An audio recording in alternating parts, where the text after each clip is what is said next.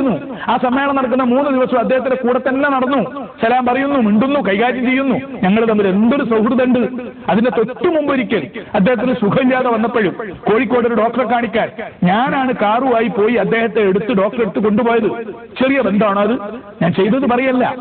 അത്രയും നല്ല ബന്ധമുള്ള ഞാൻ ത്വരീഖത്തിൽ അടിസ്ഥാനപരമായി ഒന്നിനെയും അനുവദിക്കൂല എന്ന ഒരു മുദ്രാവാക്യമുണ്ട്. ഇതാണോ എ പി ഉസ്താദിന്റെ ഒക്കെ സമീപനം? ഇതാണോ എ പി സമസ്തയിലെ എല്ലാ ഉലമാക്കളുടെയും സമീപനം? ഇതാണ് 2 തട്ടിലാണ് അവരുള്ളത്. അതിൽ ഞാനെന്ത് പഴച്ചു, ഹക്കായ മറ്റു ത്വരീഖത്തുകാർ എന്ത് പഴച്ചു? അപ്പൊ അവരാലോചിക്കുക, ഇങ്ങനെയാണോ വേണ്ടത്? ചുരുക്കത്തിൽ